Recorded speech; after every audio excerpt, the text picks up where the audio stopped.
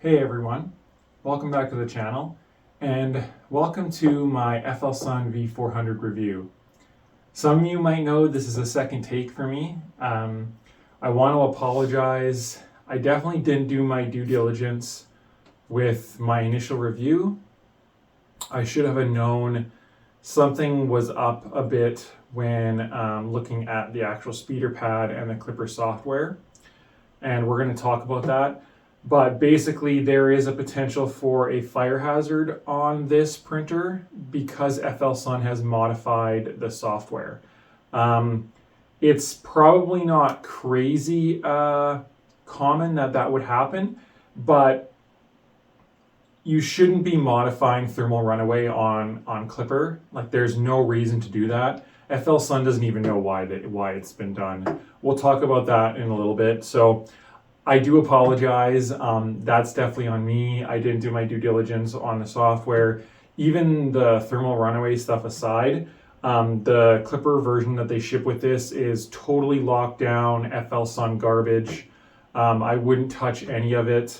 So essentially, if you're interested in buying this printer, I would highly recommend using the link down below to a GitHub.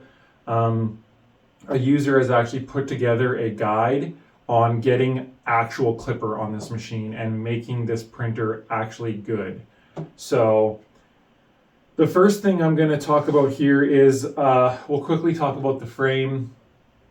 The hardware of this printer is good, right? FLSUN did an okay job on the hardware.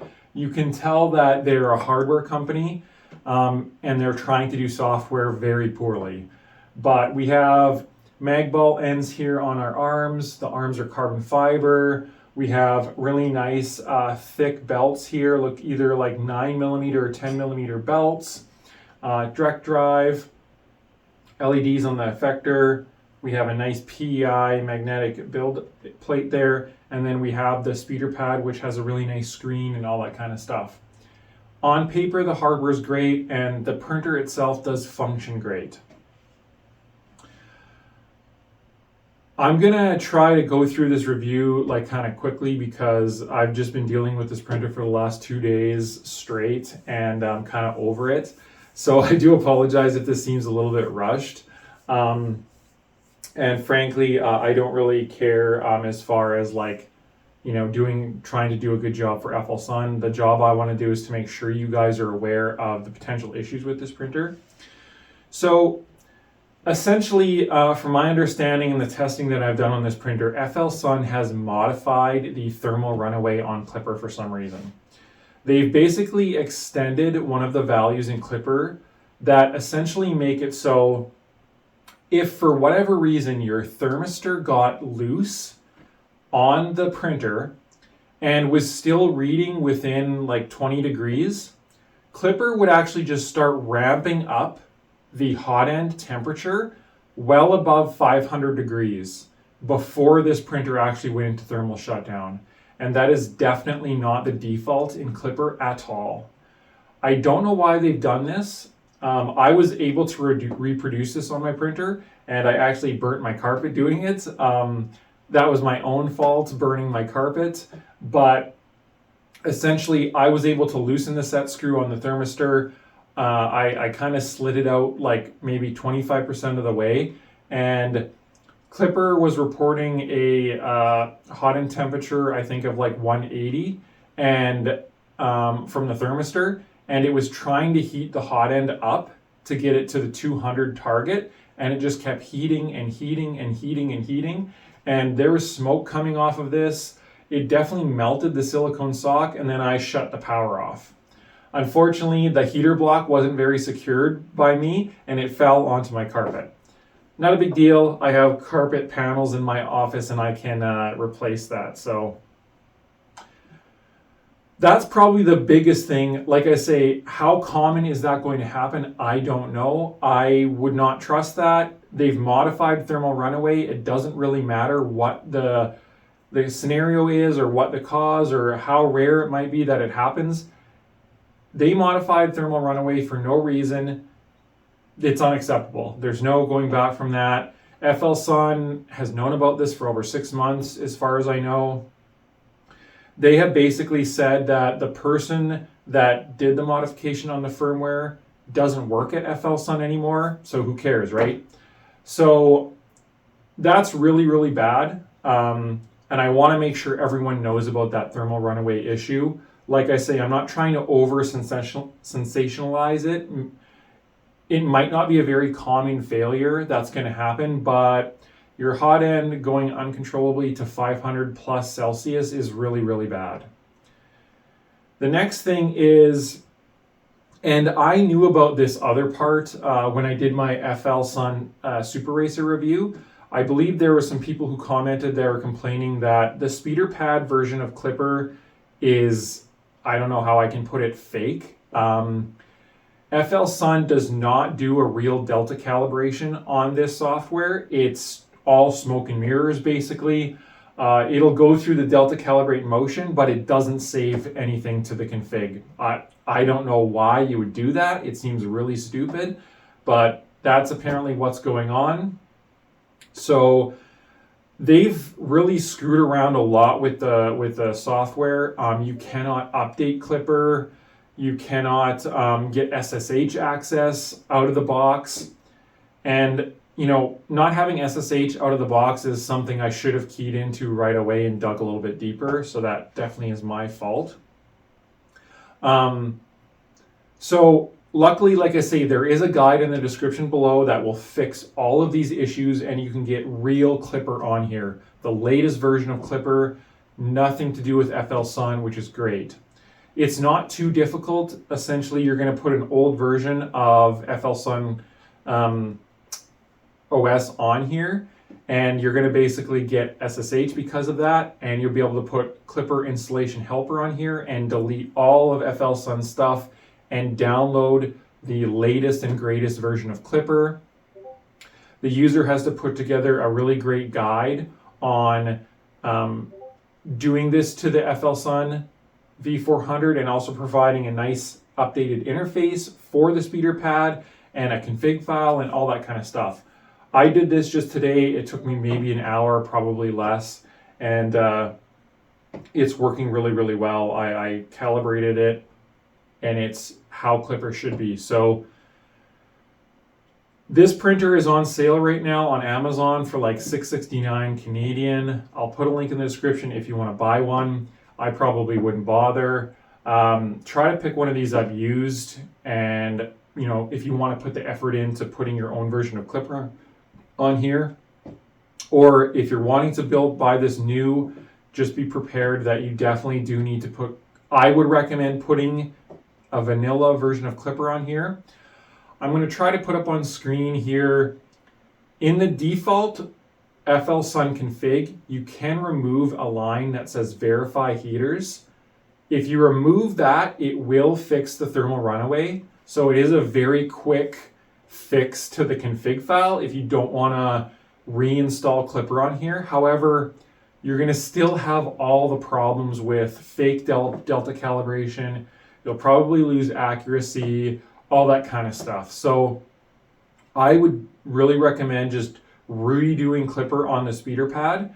But like I say, if you want to just fix it out of the box really fast, I will put up on screen here. You can just remove the verify heaters line in the printer.cfg and save it, and that will fix the thermal runaway issues and that type of thing. So again, really, really bad.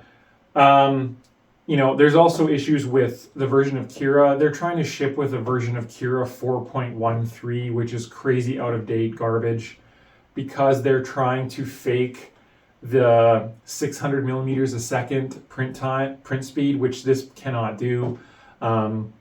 So they're shipping with Kira 4.13 and trying to fake a lot of kind of stuff with that, it seems. I've proven that you don't need to run Kira version 4. I'm running Orca Slicer version 2, and it prints perfectly on this. You get all the modern features. I really, really hate when companies ship with an out-of-date version of Slicer software because they don't know what they're doing. And it's very clear that FLSUN has no idea what they're doing with software. So yeah, not really a fan of that.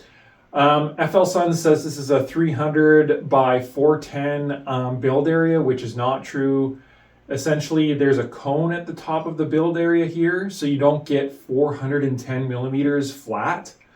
I think on their newer printer, like their newer printers that are coming out, the T1 and S1, they actually show that peak at the top. So again, just note that your full build area is probably like 300, 310, or maybe 350, something like that. Still a very big build area, and this is a very tall printer. So like I say, just note that the build area is not exactly as advertised. I'll show off some prints here, and I'll show off the Klipper screen and at the end of the video, so you can kind of see the print quality and things like that. Like I say, the hardware is really good. The software is absolutely terrible and potentially a hazard. I have no clue how the FLSUN S1 and T1 are going to be. I think they have said they're not using Klipper, but I don't know how that would be when they can't even use an open source piece of software on this printer. So maybe I'll buy one of those with my own money and do a review on it and see what software is running, and then we can gut it and put Klipper on it and make it actually a good printer, because I'm sure it's going to be just garbage. So yeah, that's going to wrap up the review here really quick of this. I'll show off the print quality. Hardware wise, like I say, it's good, but you're going to have to do some work on the software if you want it to be what it should be basically out of the box. So let's take a look at the printer here and take a look at the actual prints. All right, so here's my V400 now that it's not all hacked up by FLSUN. This is running full genuine vanilla Klipper, and then the user that actually did the guide on how to install this made this Klipper screen that's set up for deltas, so it has kind of like your Z offsets, all that kind of stuff. It's really, really good. And yeah, you can see here my bed level and Z offset is perfect. Printer is working great. This is the very first print that I got out of the box. You can see how nice this print is. It was just a pre-sliced one on the USB stick. And then I was using the Cura profile that FLSUN gave me, which is quote unquote 600 millimeters a second, which it's not. You can see it's already outrunning cooling. You're not printing 600 millimeters a second on this printer, but it is a very nice print, and you could dial this in further to improve that, I'm sure. Here's kind of a normal 0.2 layer height. And you can see we're outrunning the cooling. This is again Cura 4.13, 28-minute benchy. Looks very nice, but yeah, the cooling is definitely lackluster. And here is again another Cura 4.13, 0.2 layer height mechanical part. Printed very, very well. This is my fault here. I didn't have enough infill, so that's why my top surface kind of looks odd there. But again, the config FLSUN sent me, they were trying to print infill at 550 millimeters a second, which is not even possible, and definitely not possible on this hot end. I will mention also too that parts for this printer are too expensive. They have the heater block. They sell 3 of them for $90 Canadian. That's just the heater block. There's no heater or thermistor included in that. If you want those, you have to buy another package, which is another $90. So as far as I can tell, if you need to replace your hot end, you're out $180 Canadian, which is just stupid. So again, their parts are too expensive as well. This has an enclosure too. I don't know why you would buy that. It's too expensive as well. Here is my Orca Slicer profile. And you can see here Orca 2. This is a quote-unquote 600 millimeters second profile that I made. I just took the settings that they gave me in the Cura one, and you can see here how much better it is after I kind of fixed their garbage. And then here is a mechanical part. So you can see how well this printed. This is printing at 15,000 acceleration and like about 250 millimeters a second. Infill was done at 180. really good printer, and it does print well if you put some time into it. The spool holder is really crappy. It's this janky little arm up here. The spool goes all the way to the end generally.